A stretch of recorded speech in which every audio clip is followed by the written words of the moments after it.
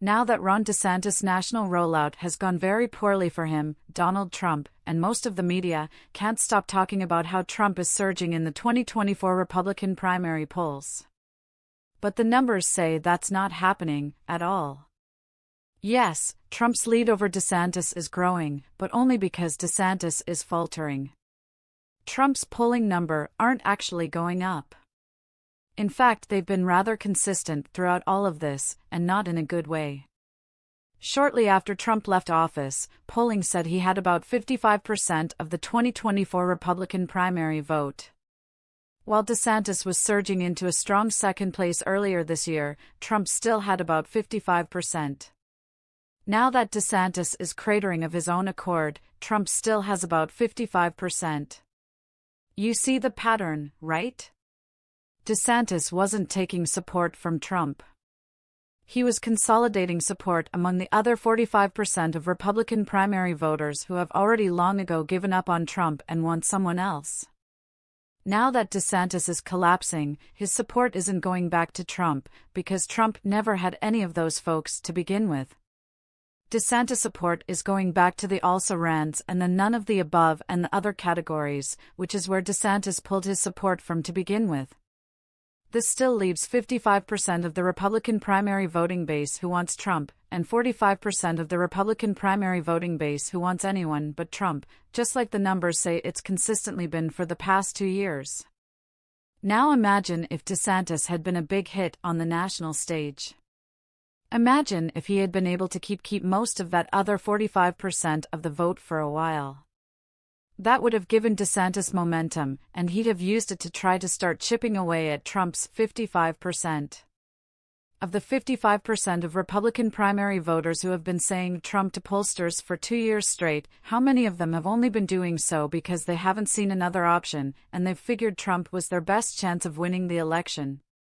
I've been arguing for 2 years that Trump's consistent 55% polling in the 2024 Republican primary was a nightmare for him, because it means that nearly half of primary voters are already dead set on anyone but him.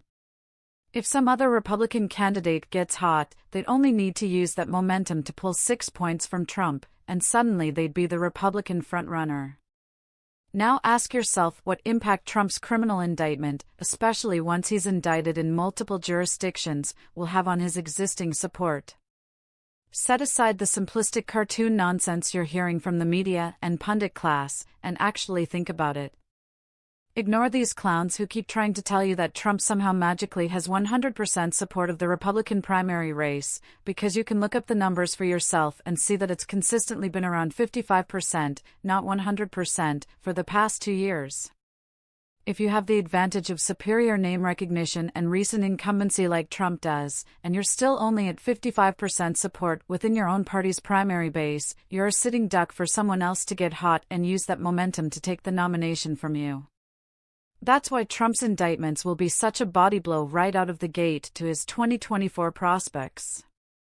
Of the 55% of the Republican voting base that he currently has, how many of them will decide that it's too risky to nominate someone who could be in prison during the general election cycle? How many of that 55% will decide that they can ignore one Trump indictment, but can't ignore 2 or 3 Trump indictments, because now they understand that their guy is in real danger of not making it to the general election?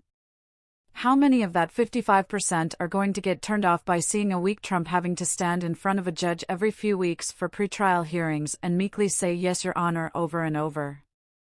Right-wingers like strongmen. His court appearances will make him look weak to them. Remember, if Trump drops from 55% to 49% and some newcomer candidate consolidates the other 51%, that's the ballgame.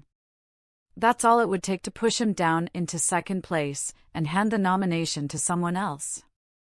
But Trump's base will never abandon him no matter what. First of all, if you're saying that, it's only because you've heard the entire media and pundit class recite it unanimously every day for years. That doesn't make it true.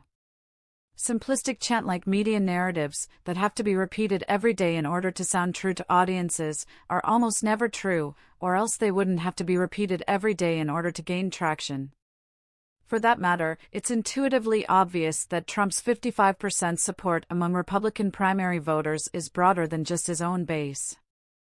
There are, obviously, people who like but don't love him, who are supporting him for now because they don't see better odds of winning in 2024.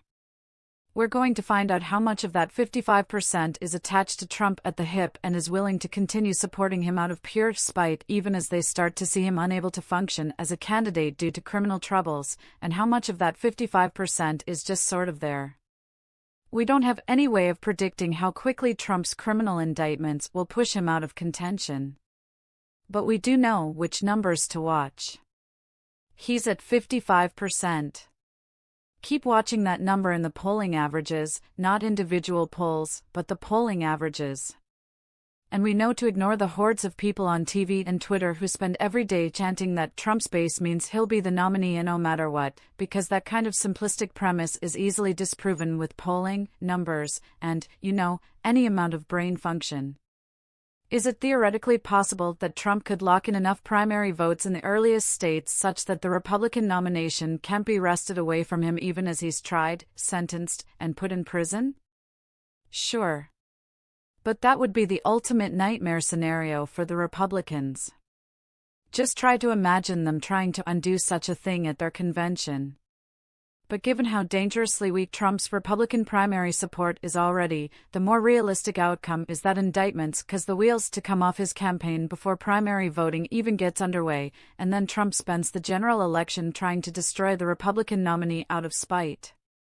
Remember, one of the favorite tricks of the media and pundit class is to take an unrealistic outcome, such as Trump magically shaking off indictment and riding high into the general election, and portray it as having a 99% or 100% chance of happening so that you'll be too scared to look away from your screen. Your job, as always, is to think critically and not merely fall for the simplistic absolutist slogans that the ratings mongers in this industry spend all day every day chanting at you for effect.